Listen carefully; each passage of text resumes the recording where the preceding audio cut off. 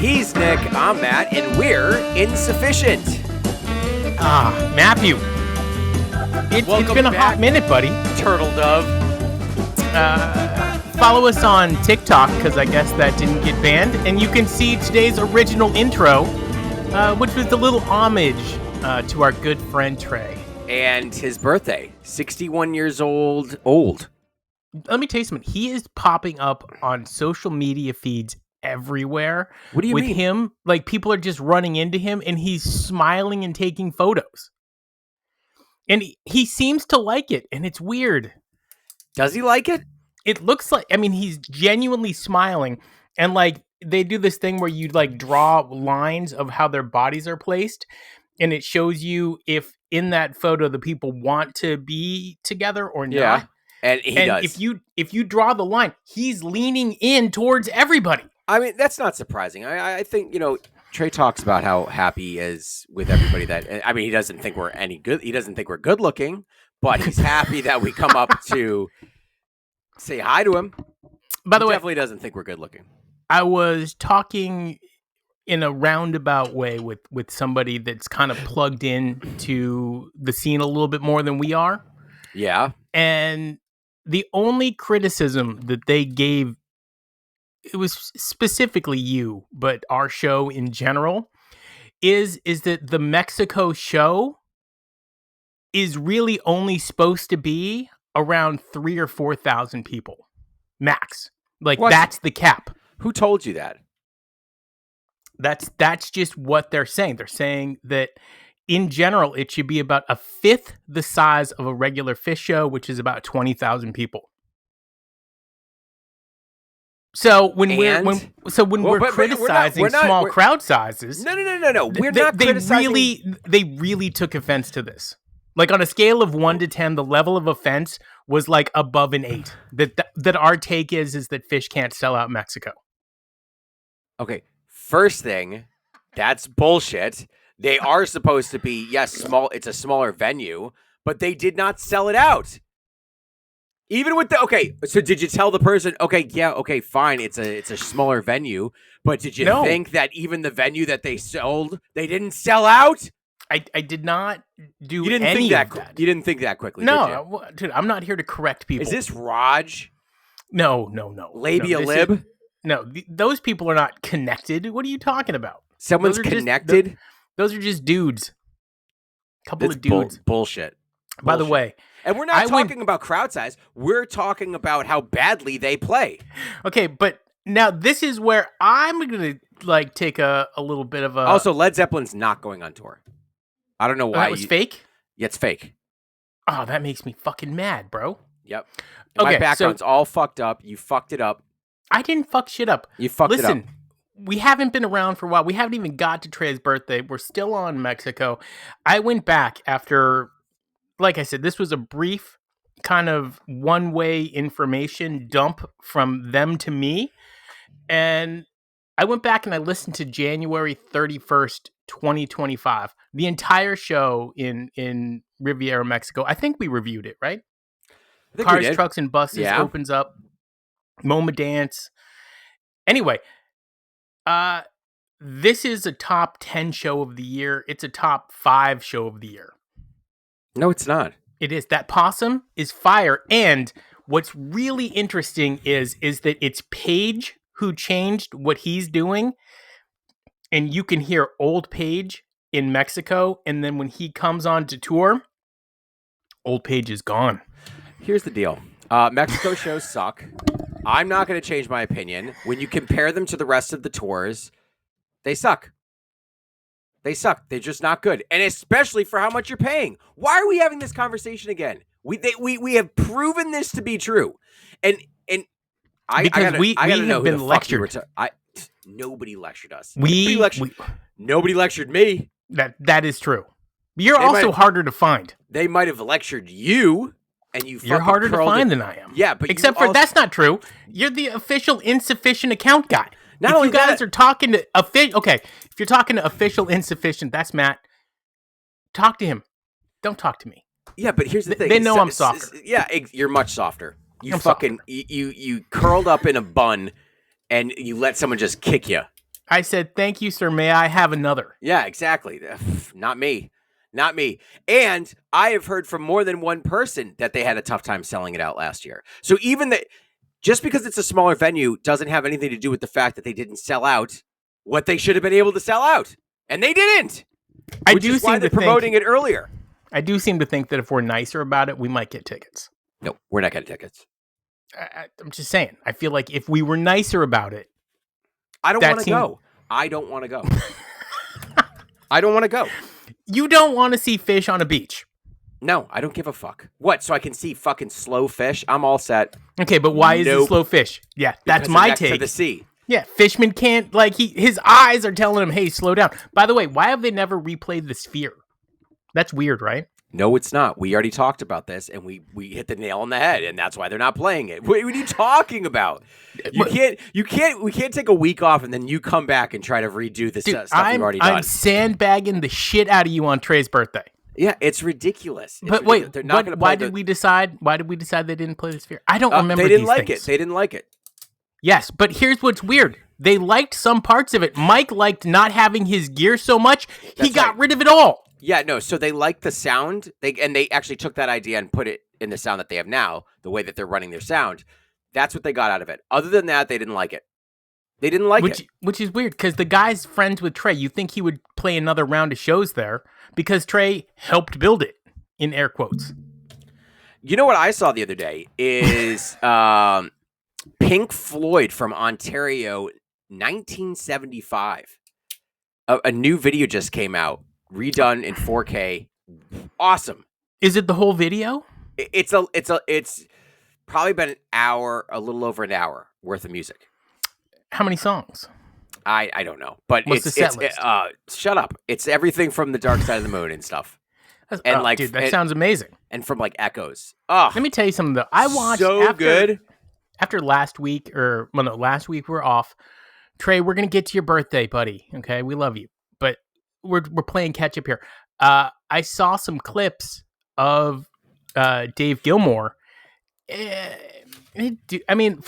Amazing musician, kind of a douchebag. No, he's not. And he's got like real like small dick energy when it comes to like, who do you think wrote these songs? Like, it's like, dude, you're a fucking band. Like, you guys all pitched in. Like, and not necessarily. You don't think so? I think with Pink Floyd, they probably did, but no, not necessarily. There are a bunch of bands where somebody writes the majority of the ideas. I'm talking drum parts, I'm talking bass parts, I'm talking everything. And then like, this is what I want you to do. This is what I'm going for here. You think that's what Phish does? I think Phish has done things like that. Yes, I think Trey has come to the table with the earlier on in the years with everything fleshed out. Is it fleshed out or flashed out? It's fleshed and flushed. Oh yeah, flushed. Dude, nobody's flashing out. Not flashed. I didn't say flash. I said flesh. I said flashed. Yeah. It was awesome. You should check it out. It's really cool to see them playing. Because I normally just see Pink Floyd with it's just David Gilmour and the three other dudes or the two other dudes with a backup band. But this was cool seeing them all together. Roger Waters is, clearly the weaker of the musicians in that band. Yeah, but he's the better, like, I think, songwriter, conceptual songwriter. Yeah, maybe but David Gilmour also helped him write those songs. He's the better musician. No, right, he helped him write some of those songs. That's what Dave Gilmour was saying. Because he's getting pissed because people are like, just being a bitch. No, credit where credit is due. That's the whole thing. And this is what I was trying to tell you, is that he would not even be able to play any of those songs if he didn't write them with him. He wouldn't be able to do it. Roger Waters would say, "You don't have the rights to those songs. I'm the head songwriter." It is one thing for you to say that, but when I see Dave Gilmour say it, I'm like, Dave. Leave him alone. You're fucking 80 years old. What did he do to you? Let's just get over it and just get back together. They should get back together for like one more tour. They did. They did that at Live 8, and that was it. They're good. They're all right. What about it? It's Trey's birthday. I know. No, it isn't. We're a week past Trey's birthday. September 30th. 61 years ago, the bouncing Ernest the Third came popping out. Happy birthday, buddy.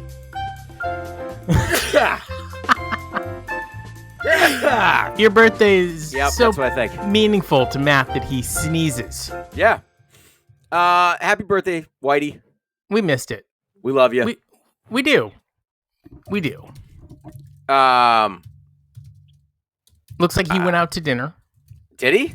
Yeah, looks like he was in New York on Wednesday. I've got some really good hot takes because I'm kind of pissed. And so that's why on Monday I'm just kind of sitting here being a little reserved, but it's Trey's birthday episode, so I'm not doing hot piss takes. Hey, stranger. Do you want to do Ernest Joseph Anastasio III? Yes. Born in 1964 in Fort Worth, Texas. Raised in Princeton, New Jersey. Early life and education. Trey grew up in Princeton, New Jersey in an artistic family. His mother was a children's book author and editor, and his father was an executive at Education Testing Service. He attended Princeton Day School, where he started playing guitar as a teenager. After high school, Trey attended the University of Vermont, UVM, in 1983, where he met John Fishman, Mike Gordon, and Jeff Holdsworth with the original lineup of what would become Phish. Later, he transferred to Goddard College in Vermont, where he wrote the now infamous senior thesis, The Man Who Stepped Into Yesterday, a musical concept piece about the mythical land of Gamehenge. We all knew that. I'm just giving a little background on Trey. I liked it. Phish officially formed in 1983 with Trey as the band's primary guitarist, vocalist, and composer. The band developed its reputation through relentless touring, long improvisational jams, and fiercely loyal fan base, all without relying on mainstream radio or MTV, which is true.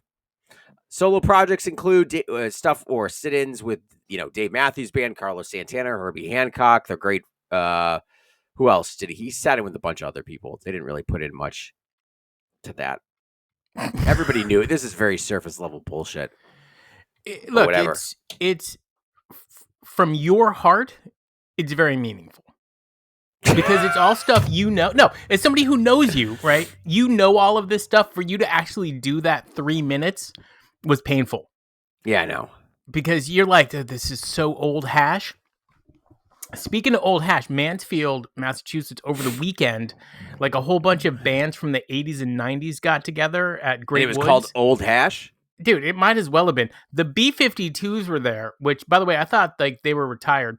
But there was also who's that? Ween or Whip It? Who's the Whip It dude? Devo? Devo was there. And it was really sad to kind of see all these other bands that are from the same time period as Phish. Meanwhile, Phish goes out there and they're still selling out stadiums by themselves. No. All of those bands were already on MTV long before. Dude, MTV didn't come out before 1983. I know, but Phish was doing nothing in 1983. They were playing little small fucking. But they're still like the together. B-52s. They're still there. I know, the B-52s are older. And Devo was playing on during those times. When did MTV come out? 1983? I think it was 1983. All right, Devo was already on doing music videos, and Phish was playing in little fucking backroom clubs. They were nowhere even near that time yet. Yeah, but they weren't. It's not like it's a 20-year difference. We're not talking about 9 Inch Nails and Phish. We're talking about people that are somewhat their contemporaries. Yeah. Yeah, we'll see. Well, Who knows? What do you think's going to happen in the next 5 years? Phish is going to fall off, and they're going to have to do Horde Festival, and they're going to get a 30-minute slot. I hope to God they're not doing what John. They're never going to get to that spot. I mean, they're going to go out in infamy. That's how it's going to be. We already know how this band is ending here. I think that there's going to be a final show, and you're probably not going to know. No. Nope. Everybody will know. They'll tell everybody, and then they'll have a final show. Last time they did that. And 2 years later, they're going to come back again. at I was 90. going to say, last time they did that, they got back together 4 years later. Yeah. And you had everybody crying on stage. But it was the death of something. It was the death and the sadness of what was known as Phish during that time. I mean, they did. They cried. They didn't know they were crying about it then, but it is. They were mourning the fact that they would never, ever, ever be the same band after that time. And they aren't, and they weren't. For good or for bad. I think they didn't see that at the time. I think they were like, oh my God, like we're breaking up. But now looking back, shit, this is the death and mourning of that band. Dude, my that hair will is no horrible. longer be. Trey's like, I'm never going to be this good again. Shit. That's not true. I think Trey has been plenty good since then.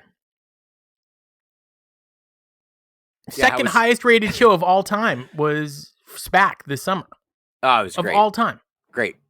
But he wasn't, So- I mean, again, his style, his technique is not as good. It's not. It is not. We have had so many conversations about this. See, but it doesn't I take a refused- professional to figure that out. I refuse to believe that his technique is not good. I think just what he wants to play is not No, his technique has suffered. He cannot do the same This sort is of his thing. birthday episode, buddy. I know, but we need to rag on him on his birthday. That's part of birthdays.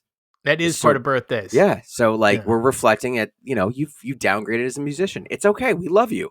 I don't think that's true at all. But I do think it's weird that they didn't release a song since he's been 60.